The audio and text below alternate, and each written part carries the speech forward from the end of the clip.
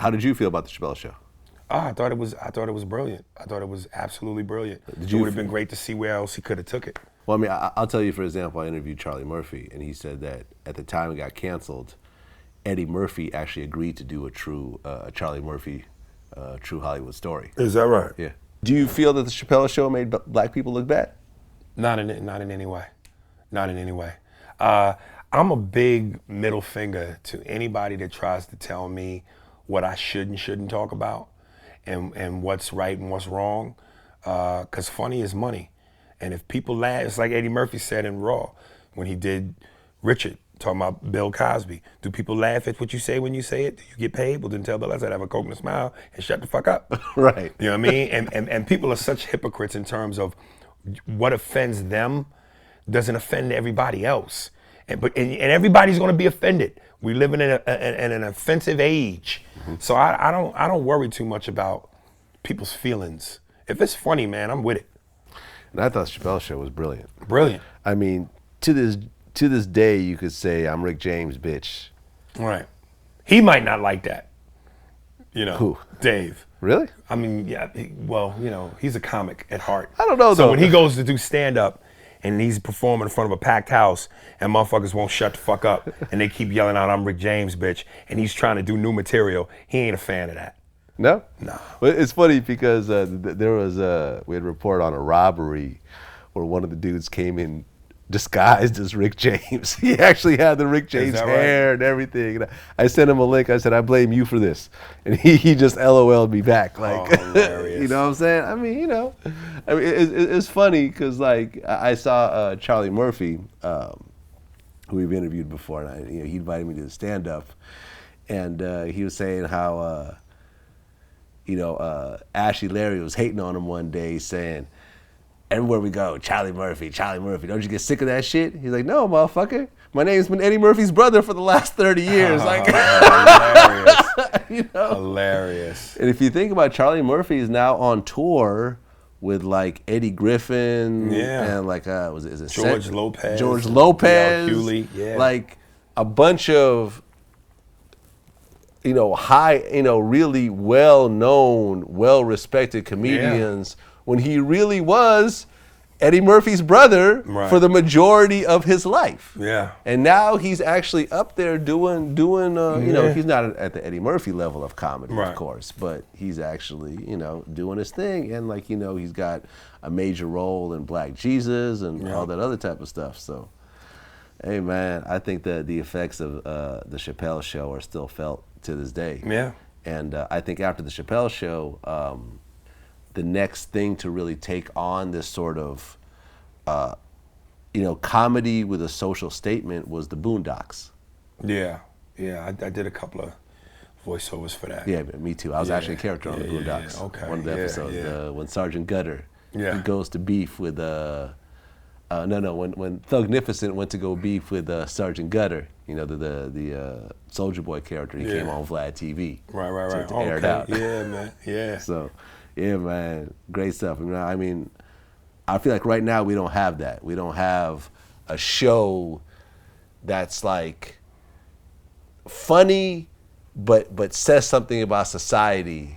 At the same time. I really was pushing hard to try to do my own sketch comedy show, and I went to HBO, I went to Showtime, and long story short, basically everybody's turned me down. But I think that has more to do with people's perception and dislike for me than it does the material. Because like I did right when all this police brutality and Black Lives Matter thing was starting to come to a head, I did a skit where I spoofed the State Farm commercials. Like a good neighbor, State Farm is there. But I basically, the premise of the skit was, which you can see on my YouTube channel, Aries Spears 23. I played a soul singer from the 70s, and I got pulled over by the cops. So basically, they were gonna fuck me up because I was black. And just when I think I'm about to get my ass whooped, I do the jingle, and a Black Panther shows up with me, and we got 2 guns in each hand, and we blow the cops away. So to try to get someone to co-sign on that as funny or put as a show, rolling the rock uphill, man. What do you think about the attention that the Black Panthers are getting right now because of the whole Beyonce thing? Yay, congratulations. You know, and the Black Panthers, from what I've been told and read a little bit, they weren't just this militant group for black people. You know, they had white people involved too.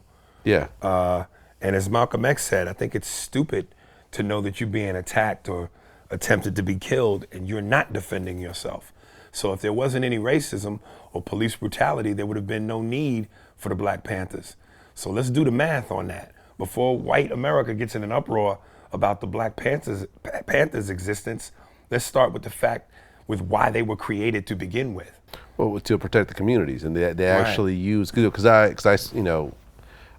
grew up in the Bay, and spent a lot of time in Berkeley and Oakland, which is where the Panthers came out of, and their whole thing was they're going to protect themselves by carrying guns, which was actually legal at the time. Right. And they actually had to change the laws. Of course, see, that's what I'm talking about. After, Black people, we get laws rewritten, baby. After the OJ fiasco, certain new laws were put into place. The Panthers, he told you. Come on, man. Yeah, the OJ thing, it's interesting because I was talking to a friend of mine, my son.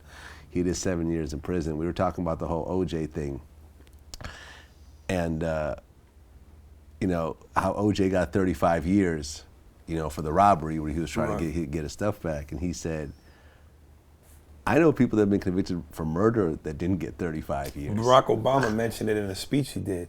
There are more blacks and Latinos in prison and serving more time for the exact same crimes that white people have committed and who aren't either in prison or serving less time. So again, we keep going back to the same thing about white America's perception on race, because again, that's something else that white people will often say to me. Well, you guys, you spend more time in prison and blah, blah, blah. There are more black people in correctional facilities and blah, blah, blah. So white people can't be all that dangerous. No, you guys just get away with it or you serve less time. Well, me and Russell Simmons, what we talked about with the Rockefeller laws that he helped to get reversed. I mean, baking soda should not make you go to jail for 300 times more time than the guy without baking soda. Right, because crack and regular cocaine was having completely different sentencing for the same amount. 300 times more. 300 times more. So you're in jail for a day for cocaine and 300 days for crack. That's insane. So that's the average, because most people wouldn't go to jail for a little coke in some communities. And this is why I said the power of Hollywood with movies and TV, perception. If people from another country that don't know anything about black people, have never interacted with black people, and all they know is that American television, that American entertainment, then they go, man, black people are dangerous. Black people are junkies. Black people are to be feared. And we don't have the power to change that perception, then that perception will continue to exist. And again, I love white people. I really do. But that Jedi mind trick y'all got, man. Y'all have been able to look at other races and go, niggas are dangerous. And that's what people go, niggas are dangerous. You know what I mean? These aren't the droids you're looking for. Yeah, right. And again, historically speaking, black people should be the least feared people on the planet. We are one of the most forgiving races of all races. When that white boy shot up them 9 black people in that South Carolina church, when you saw those black people commenting, those family members, they all spoke of forgiveness. We forgive you. Jesus will. Black people, we go, oh, Lord, Lord, Lord. We are so forgiving as a race. In fact, he actually, when they interviewed him after the shooting, he said that he considered not doing the shooting because the black people in that church were so nice. Yeah. So nice and embracing of him when he was there. And this was, I guess, like one of the oldest black churches in the country. Right. Yeah. Sad stuff, man. Yeah, but, man. But I guess the one, ironically positive thing to come from that absolutely horrible tragedy was that his goal was to trigger a race revolt in the U.S. when what it actually did was it actually triggered the Confederate flag to be taken down in a lot of states. That was a great positive.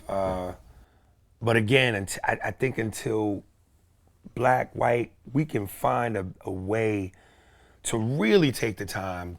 And I really, not to say that there isn't anything that black people shouldn't learn about white folks, because we can always learn from each other. But even in the school system, it's Black History Month, White History Year. We know way more about y'all than y'all do about us. And if white people can somehow stop having a I don't give a shit attitude towards us, we could get on the same page. Like white people, I know you guys love your dogs, man. You kiss them and lick them in the mouth. If you could do that to niggas, we would be in a much better place. Next time you randomly see a nigga on the street, just go, come here, nigga, and do to us what you do to your dogs. It'd be a great start. You know, this Black Lives Matter versus All Lives Matter movement, like, let's knock this horse shit off. Because to somehow suggest that all lives matter takes precedent over Black Lives Matter is a slap in the face and a disrespect to the black mothers and fathers who have lost their sons and daughters at the hands of police brutality. Secondly, there's no need to say all lives matter. It's obvious. This goes without saying. Who the fuck is debating this? Absolutely all lives matter. But the truth is, all lives ain't being killed by the police, just us.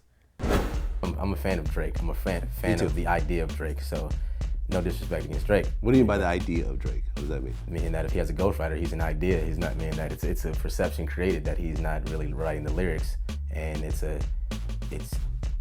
just like here, let's make this in the factory and put it out. I'm just on top of my game right now, Vlad, and I'm just getting blessed. I'm booked 4 or 5 times a week, 60, 75K a show, man.